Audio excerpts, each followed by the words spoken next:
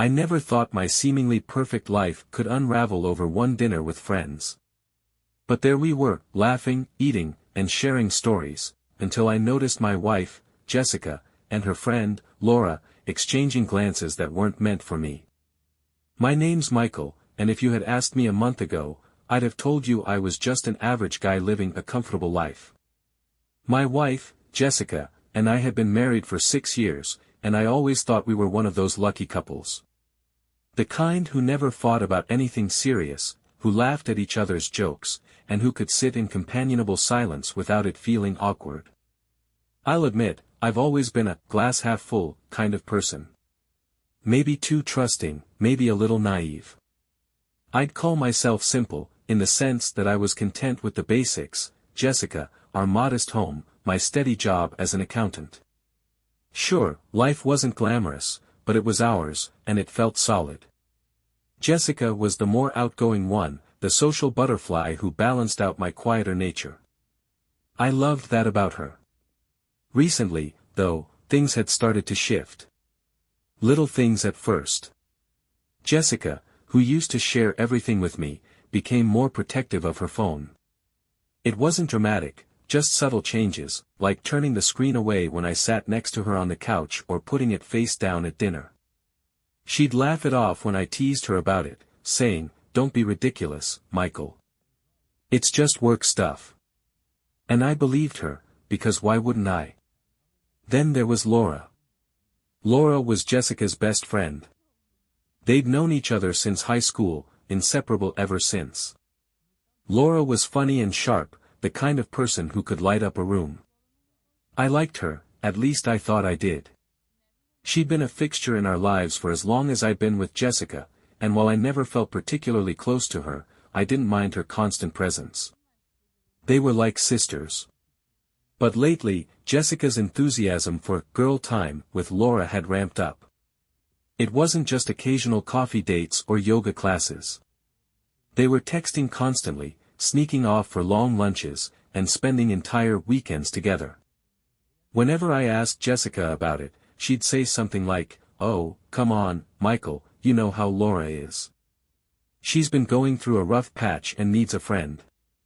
I'd nod and let it go, though something about the way she said it didn't sit right. Maybe I'd just been imagining things, I told myself. Jessica had always been a supportive friend. This was no different, right? Still, the doubts crept in.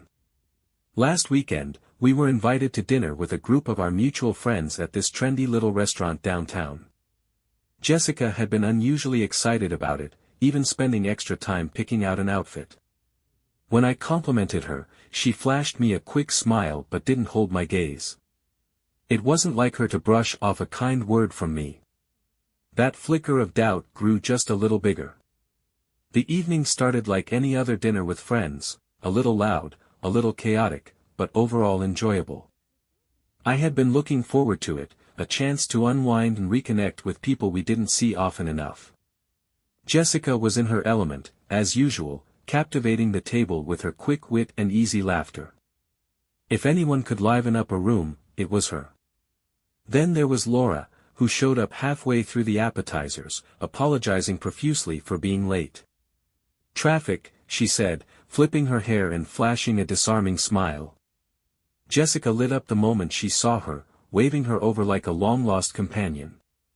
As the two hugged, I noticed something. Jessica's face was a little too bright, her laugh a little too eager. They whispered something to each other before Laura took her seat, and Jessica laughed again, her hand briefly resting on Laura's arm. It wasn't anything overtly inappropriate, but it felt different. I shook it off. They were best friends, after all. That's how best friends acted, right? Still, I couldn't help but notice how animated Jessica became whenever Laura was speaking. It was like she'd tuned out the rest of the table, leaning in toward her with rapt attention. She laughed at every joke, even the ones that weren't funny, and her gestures became more animated, her smile lingering a beat too long. Halfway through the meal, as Mark told a story about some mishap at work, Jessica leaned toward Laura and whispered something in her ear. Laura stifled a laugh, her cheeks flushing. They exchanged a glance, a knowing, almost conspiratorial look, and Laura nudged Jessica playfully under the table. I caught it all in the corner of my eye, and something inside me shifted. What was I looking at here? Was it just harmless fun? Was I imagining the way they seemed to be in their own little world, separate from the rest of us? I reminded myself not to jump to conclusions. These were two close friends catching up, nothing more. But as the evening wore on, it became harder to convince myself that was true. It was during dessert that things took a turn. Laura got up from the table, announcing she was heading to the restroom. Not a minute later, Jessica excused herself too, grabbing her clutch and giving me a quick, almost dismissive, "Be right back." I didn't think much of it at first. Women always went to the restroom in pairs, didn't they? But when they returned together, I couldn't ignore what I saw. They were walking side by side, heads close, their conversation hushed. Laura said something that made Jessica laugh, and when they reached the table, Jessica's cheeks were pink, her smile almost bashful. Laura looked equally flushed, her eyes sparkling. Then, as they passed behind me, I heard it. Laura's voice, low but clear, whispered, "No one suspects a thing." The words hit me like a punch to the gut. I froze, unsure if I'd heard correctly, unsure if they could mean what my brain was already interpreting them to mean. No one suspects a thing. What wasn't anyone supposed to suspect? I forced myself to keep my expression neutral, though my mind was racing. Was this just an inside joke? A harmless comment blown out of proportion? Or was it something worse? Jessica slid back into her seat beside me, her hand brushing mine as if nothing was out of the ordinary. "Everything okay?" I asked, my voice a little tighter than I'd intended. "Of course," she said, taking a sip of her wine and flashing me a smile. It didn't quite reach her eyes. For the rest of the evening, I tried to act normal, but I couldn't stop replaying that moment in my head. The glances, the flushed faces, the whispered words. I noticed the way Jessica's hand lingered on Laura's back as we said our goodbyes, the way Laura's eyes seemed to follow her as we walked to the car. When we got home, Jessica claimed exhaustion. "I'm beat," she said, kicking off her heels and heading straight for the bedroom.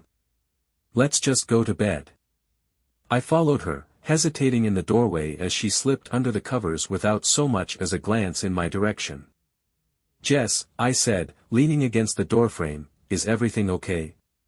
She turned her head slightly, her voice muffled by the pillow. "Yeah, Michael. Why wouldn't it be?" "I don't know. You seemed distracted tonight." She sighed, sitting up and rubbing her eyes. "I'm just tired, okay? It's been a long day." "You and Laura seemed pretty close," I said carefully, testing the waters. Jessica's expression shifted, just for a moment. A flicker of something crossed her face, too quick for me to place. Then she rolled her eyes, forcing a laugh. "Don't be ridiculous. She's my best friend. You know that." "Yeah," I said, but my voice lacked conviction. She laid back down, turning away from me. "Let's just drop it, Michael. I'm too tired for this." I stood there for a moment, unsure of what to do. The pit in my stomach had grown heavier, and I couldn't shake the feeling that something wasn't right. "Good night," she mumbled. "Good night," I replied, but I didn't move. I stayed in the doorway, watching her, as if waiting for some kind of sign, some confirmation that I wasn't losing my mind. But all I got was the sound of her slow, even breathing as she drifted off to sleep. Alone in the living room later, I replayed the evening in my head, dissecting every glance, every laugh, every whisper. Laura's words echoed in my mind. "No one suspects a thing." Except now, I did. Jessica's soft, even breathing filled the bedroom as I sat on the edge of the bed, staring at her phone charging on the nightstand. I hadn't intended to snoop, hadn't ever considered it before tonight. But those words, "no one suspects a thing," kept circling my mind, refusing to let me rest. I told myself I was being ridiculous, paranoid even. Jessica had never given me a reason to doubt her before. But something about her behavior tonight, the way she brushed me off so casually, made me feel like a stranger in my own marriage. Before I could overthink it, I reached for her phone. The screen lit up as I swiped to unlock it.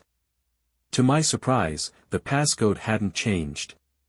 It was the same as it had always been, a sign of trust, or so I thought. My heart was pounding as I scrolled through her messages. Most of them were mundane, conversations with coworkers, family group chats, and reminders about upcoming appointments. But when I opened the thread with Laura, my stomach dropped. The messages started innocently enough, talking about dinner plans, sharing funny memes, but as I scrolled further, the tone shifted. "You looked amazing tonight." I couldn't stop staring. "You always know how to make me smile, even when I'm trying to act normal. Can't wait to see you this weekend. Same place." There were no explicit details, but the context was clear enough. There were inside jokes I didn't understand, messages that hinted at private meetings, and references to things they'd done together that they didn't want anyone to know about. I kept scrolling, my fingers trembling. One message, sent just hours before dinner, stood out. "No one suspects a thing. We're safe." Safe. Like I was the threat, the outsider in my own marriage. My hands clenched into fists as a wave of anger washed over me. But beneath the anger was something worse, an ache so deep it felt like it was splitting me in two. I set the phone back on the nightstand and sat there for a long time, staring into the darkness. By the time I drifted off to sleep on the couch, my mind was made up. The next morning, Jessica was already in the kitchen when I walked in. She was humming to herself, flipping pancakes, as if everything was normal. As if she hadn't spent the night hiding secrets from me. "Morning," she said cheerfully, glancing at me over her shoulder. "Want some coffee?" I didn't answer. Instead, I pulled out her phone from my pocket and placed it on the counter in front of her. "What's this?" she asked, her voice laced with forced casualness. "You tell me," I said, folding my arms. "I went through your messages last night." Jessica froze, her spatula hovering midair. She turned to me slowly, her smile replaced by a look of incredulity. "You what?" she said, her voice rising. "You went through my phone." "Michael, how could you? That's such an invasion of privacy." "Don't turn this on me, Jess," I snapped. "Explain the messages. The ones between you and Laura." Her face paled, but she quickly recovered, crossing her arms defensively. "There's nothing to explain. We're friends, Michael." "You're being paranoid." "Friends?" I said, my voice dripping with disbelief. I opened the phone and scrolled to one of the messages, holding it up for her to see. Asterisk, "You looked amazing tonight. Can't wait to see you this weekend." That's how you talk to a friend? Jessica's eyes darted to the phone, then back to me. For a moment, I thought she might come clean. But instead, she rolled her eyes and let out a bitter laugh. "Those are jokes, Michael. Inside jokes. You wouldn't get it." "Jokes?" I said, my voice rising. "Do jokes involve sneaking off to meet behind your husband's back? Or whispering that no one suspects a thing?" At that, Jessica's composure cracked. She opened her mouth to respond, but no words came out. Instead, tears welled up in her eyes. "It's not what you think," she said, her voice trembling. "It's not serious. It's just harmless fun." "Harmless fun?" I repeated, the words tasting bitter in my mouth. "Do you have feelings for her, Jess? Tell me the truth." She hesitated, looking away. "Jessica." My voice was sharper now, cutting through the silence. Finally, she nodded, a single tear slipping down her cheek. "Yes," she whispered. "I have feelings for her. But it's not what you think." Nothing physical has happened, Michael. I swear. I stared at her, my mind racing. Part of me wanted to believe her, to cling to the idea that this was all just a misunderstanding. But another part, the part that had seen the messages, heard the whispers, and felt the distance growing between us, knew better. How long? I asked, my voice barely above a whisper. Jessica's head snapped up. What? How long have you felt this way about her? She wiped at her tears, her shoulders sagging. I don't know, she said softly. It just happened. We've been spending more time together, and I guess I got caught up in it. But I never meant for it to go this far. I laughed bitterly. You never meant for it to go this far? Jess, do you have any idea what this feels like? To be lied to be left in the dark while you experiment with someone else? It wasn't like that, she said, her voice pleading now. It wasn't an experiment. I was confused, Michael. I didn't know how to tell you. I didn't even know how to tell myself. You could have started with the truth, I said coldly. She looked down at her hands, her tears falling freely now. I'm so sorry, she said, her voice breaking. I didn't mean to hurt you. I swear, it didn't mean anything. But it did mean something. It meant the foundation of our marriage, the trust, the love, the partnership I thought we had been cracked. And I wasn't sure it could ever be repaired. After Jessica's confession, the house felt suffocating. I needed space, air, anything to stop the relentless pounding in my chest. I grabbed my keys and walked out without saying a word, leaving Jessica sitting at the kitchen table, her head in her hands.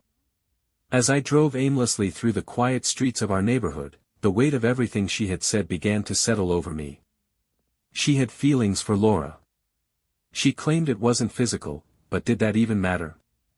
She had lied to me, hidden things from me, and made me feel like a stranger in my own marriage. But the worst part, the part that I couldn't seem to wrap my head around, was that she hadn't chosen another man. She had chosen Laura. It shouldn't have made a difference. Betrayal was betrayal, no matter the circumstances. But it did make a difference. In some twisted way, I felt even more humiliated. How was I supposed to compete with that? With someone who offered something I couldn't, no matter how hard I tried? I pulled into the parking lot of a small park and sat there for what felt like hours, staring blankly at the trees. My mind replayed every moment from the past few weeks, searching for signs I might have missed. Had she been distant for longer than I realized? Had I been too trusting, too blind to see what was right in front of me? A part of me wanted to believe her when she said it wasn't serious. That nothing physical had happened. But the other part, the part that was angry and hurt, kept screaming that it didn't matter. She had already crossed a line the moment she decided to keep this from me. Eventually, I picked up my phone and called my best friend, Adam. He answered on the second ring, his voice groggy. Mike? Everything okay? Not really, I said, my voice cracking despite my best efforts to keep it steady. Where are you? He asked, immediately alert. At the park, I said. I need to talk to someone. Stay there. I'm coming. 20 minutes later, Adam slid into the passenger seat of my car, handing me a coffee he must have grabbed on the way. He didn't say anything at first, just waited for me to start. I took a sip, letting the warmth calm my nerves. Finally, I spoke. Jessica's been seeing someone. Adam's eyebrows shot up. What? Who? I hesitated, the words catching in my throat. Laura. Adam blinked, clearly caught off guard. Wait, Laura. Her best friend Laura. I nodded, my hands gripping the steering wheel so tightly my knuckles turned white. She said it wasn't physical, just feelings, but... I don't know, Adam. I don't know what to believe anymore. Adam let out a low whistle, leaning back in his seat. Wow. That's... I mean, I don't even know what to say. Join the club, I muttered. We sat in silence for a while before Adam spoke again. How are you holding up? How do you think? I snapped, immediately regretting the harshness in my tone. Sorry. I feel like an idiot, you know. Like, how did I not see this coming? You're not an idiot, Adam said firmly. You trusted her. That's what you're supposed to do in a marriage. I stared out the windshield, my jaw tightening. It's not just the lies, Adam. It's everything. The way she made me feel like I wasn't enough. And now I find out she's been looking for something I can't give her. How the hell am I supposed to compete with that? Adam was quiet for a moment, choosing his words carefully. Mike, this isn't about you. This is about her. Whatever she's going through, whatever led her to this, that's on her. Not you. Doesn't feel that way, I said bitterly. You're allowed to feel however you feel, Adam said. Angry, hurt, confused, it's all valid. But don't let this make you think you're not enough. Because you are. I nodded, though his words did little to ease the ache in my chest. I just keep thinking about all the little moments, the times I brushed things off, the excuses she made. How did I let it get this far? Mike, you didn't let anything happen, Adam said. She made her choices. That's not on you. Yeah, I said, though it felt more like an attempt to convince myself than an agreement. We talked for a while longer, and by the time Adam left, I felt a little steadier. Not better, exactly, but like I could breathe again. When I got home, Jessica was sitting on the couch, her face pale and puffy from crying. She looked up as I walked in, her expression a mix of relief and apprehension. Michael, she said softly, standing as if she wasn't sure whether to approach me. I held up a hand, stopping her in her tracks.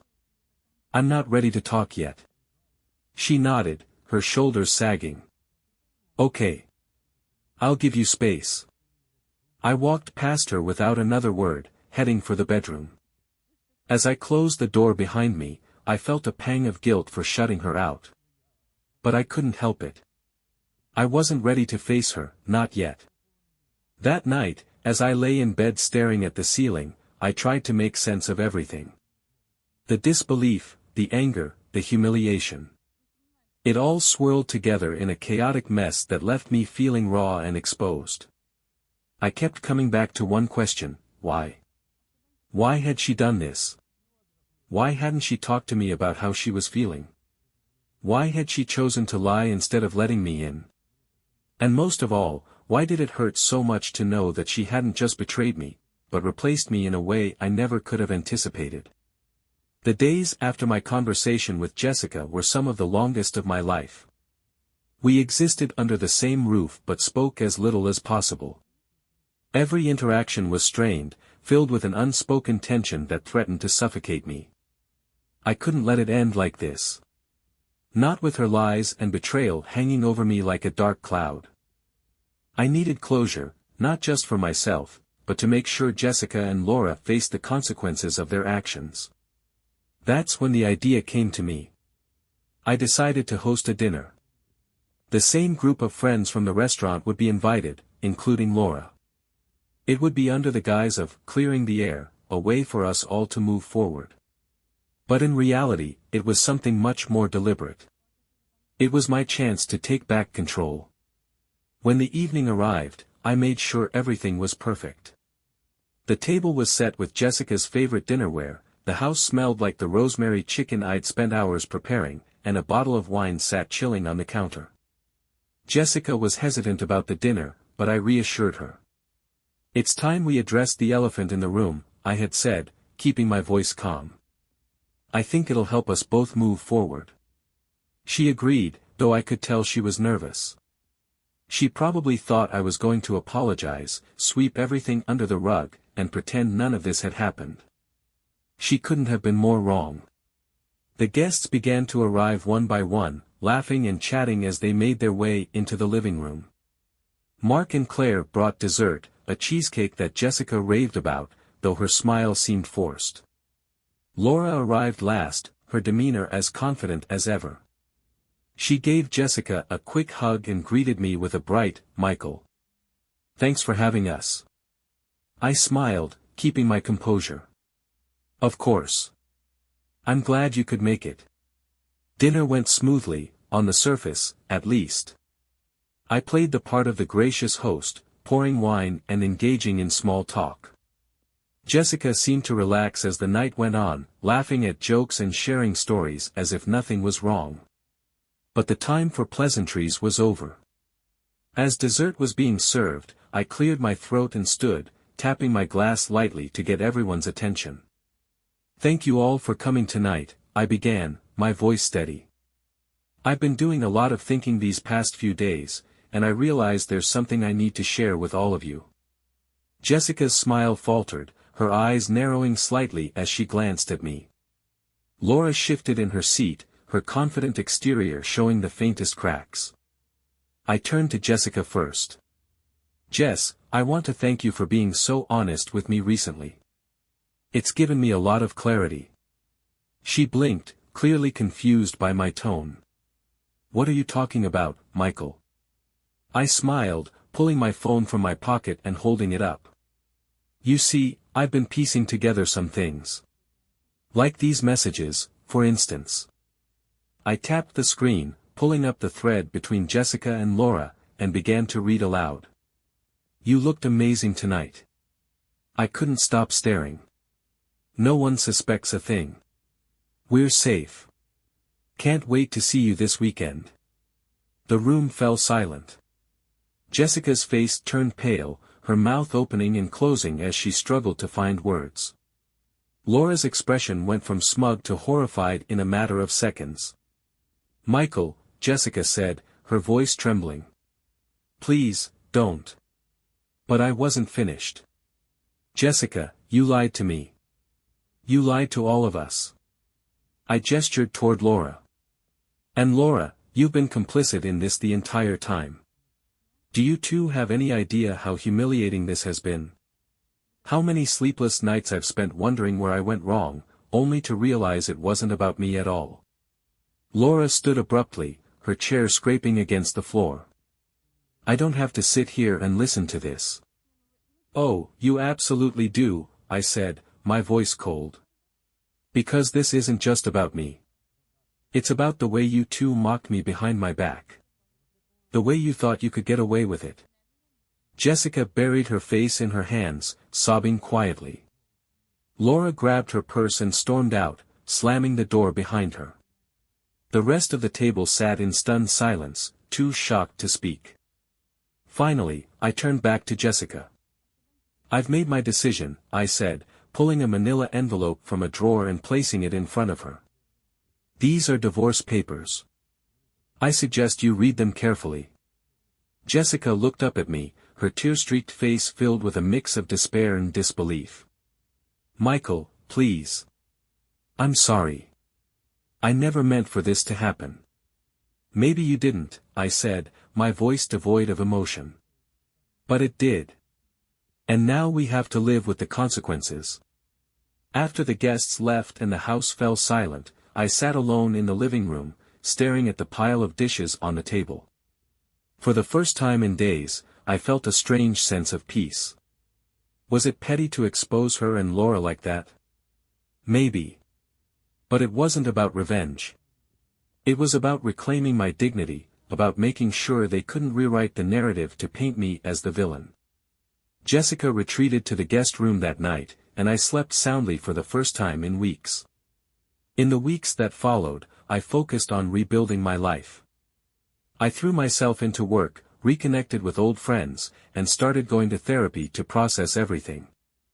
It wasn't easy, and there were days when the anger and sadness threatened to overwhelm me. But little by little, I started to feel like myself again. Now, looking back, I realize this experience taught me something invaluable: to trust my instincts. I ignored the signs for too long, convincing myself that everything was fine when it clearly wasn't. I share this story not to seek validation or sympathy, but to remind others that no matter how painful the truth might be, it's always better than living a lie. So, what do you think? Was I right to expose them in front of everyone? Or should I have handled it privately? Either way, I'm walking away with my dignity intact.